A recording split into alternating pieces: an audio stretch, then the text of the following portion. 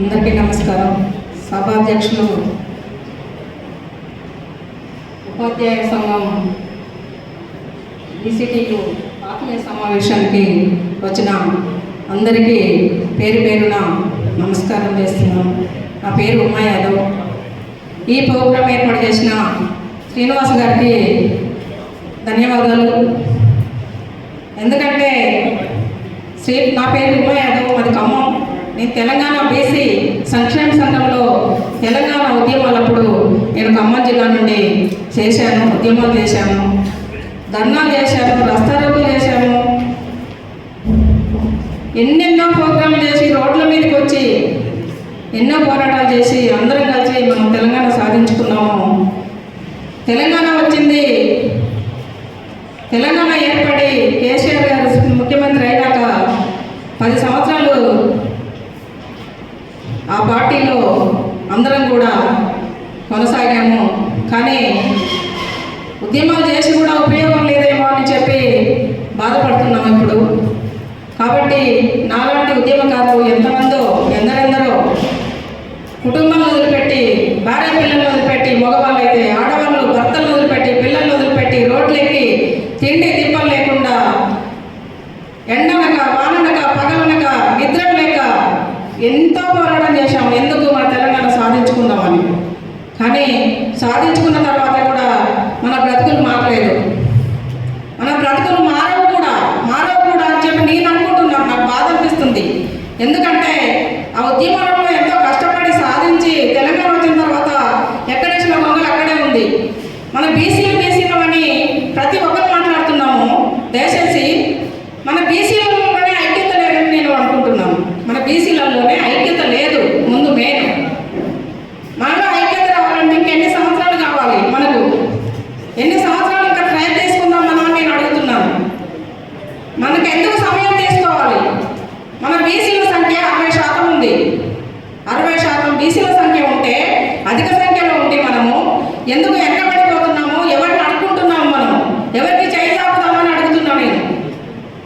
ఎవరికి చేయి చాపవలసిన అవసరం లేదు, ఎవరిని బదిలాడవలసిన అవసరం లేదు. మన బీసీలను మన ఐక్యతగా ఉంటే, ఏకంగా ఉంటే, మనందరం ఒక మాట మీద నిలబడితే మన బ్రతుకులు మారుతాయి, మన జీవితాలు మారుతాయి, మన పిల్లల బ్రతుకులు మారుతాయి, రాబోయే తరాలు మారుతాయి అని నా ఉద్దేశం ఇది. దయచేసి ఇక్కడికి వచ్చిన సోదరులకు ఒకటే చెప్తున్నాను. ఇప్పుడు మనము ఒక 50 మంది 100 మంది రావచ్చు ఇక్కడికి. ఈ ప్రోగ్రాంకు సార్ ఏర్పాటు చేశారు.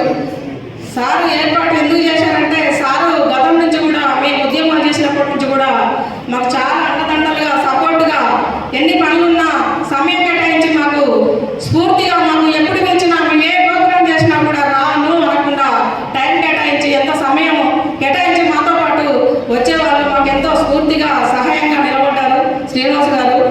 వారికి ధన్యవాదాలు. ఇక్కడికి వచ్చిన సోదరులకు ఒకటే చెప్తున్నాను. ప్రతి ఒక్కరు కూడా మనిషికి ఒక ఐదుగురిని ఈసారి ఏదైనా ప్రోగ్రాం మనది ఏర్పాటు చేసుకున్నప్పుడు మనిషికి ఒక 5గురికి చేయూతనిచ్చి వాళ్ళను కలుపుకొని తీసుకురండి. మనిషికి ఒక 5గురు తీసుకొస్తే ఇప్పుడు 100 మంది ఉన్న వాళ్ళము రేపు 1000 మంది అవుతాము. 1000 మంది ఉన్న వాళ్ళు 2000 మంది సంఖ్య పెరుగుతుంది. పార్టీలు పెట్టినప్పుడు ఏ పార్టీ కూడా 100 మందితో పార్టీలు పెట్టదు. ఒక్కరిద్దరు, 3, 4, 10 మంది, 50 మంది, 100 మంది, 200 మంది ఇట్లా సంఖ్య పెరుగుతుంది. ఒకేసారి జనమంతా వచ్చి పార్టీ పెట్టిన పార్టీ ఏ పార్టీ లేదు. అట్లాగే మన బీసీలను కూడా అట్లాగే ఐక్యతతో ఉండి మన బీసీ సంఖ్యను బట్టి మనము మన ఓటా కోసం మనం కొట్లాడదాం. మన ఓటా మనం తీసుకుందాం, మనం సాధించుకుందాం, మన బ్రతుకులు మార్చుకుందాం. కానీ నేను బాధపడే విషయం ఏంటంటే, తెలంగాణ ఉద్యమాలలో చాలా కష్టపడి నా పిల్లలను వదిలిపెట్టి, అప్పటికి మా పిల్లలు పెళ్ళైంది, నాకు ఆస్తులు ఏమి లేవు, సొంత ఇల్లు ఆస్తులు అంతస్తులు ఏమి లేవు, పని చేసుకుంటేనే బ్రతకాలి. ఆ టైంలో మా పిల్లల పెళ్ళిళ్ళు అయిపోయినాయి, 2 పెళ్ళిళ్ళు అయినాయి. నేను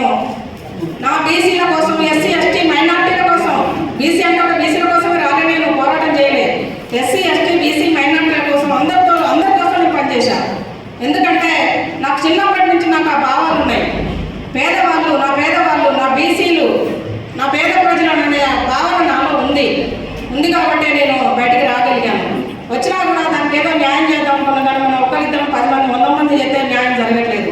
కానీ మన బీసీలు ఎస్సీ ఎస్టీలు అందరూ ఐక్యతతో ఉండి ఒకే చెట్టు కిందకి వచ్చి ఫైట్ చేస్తే మనం సాధించుకోవడానికి అవకాశాలు ఉన్నాయి. మనం ఎవరిని మోచేయి పట్టుకోనో గదవ పట్టుకోనో బతులు పట్టుకునే ప్రసక్తి మనకు లేదు. అది రావద్దు కూడా. సిగ్గు సైడ్ చెప్పుకోవాలంటే సిగ్గు సైడ్ నాకైతే సిగ్గుపడుతున్నాను నేను. ఎందుకంటే ఇన్ని సంవత్సరాలు వచ్చి కూడా, తెలంగాణ వచ్చి కూడా మనం ఏం సాధించలేదని చెప్పే బాధ నాలో ఇంకా ఉంది. ఇప్పటికైనా నేను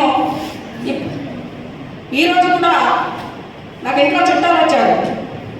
హాస్పిటల్ వేరే సీరియస్గా ఉన్నారు మా చుట్టాలు వాళ్ళు. ఇంకా వేరే ఇంకో ప్రోగ్రామ్ ఉంది, అర్జెంట్ ప్రోగ్రామ్. అవన్నీ పక్కన పెట్టి ఇక్కడికి వచ్చాను. ఎందుకు వచ్చానంటే మన కోసం, మన బీసీల కోసం సార్ పిలిచాడు కాబట్టి గౌరవంగా నేను అన్ని పక్కన పెట్టుకొని కూడా వచ్చాను.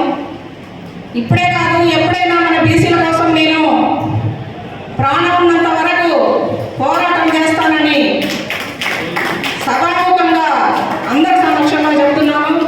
ఏ ప్రోగ్రాం చేసినా నేను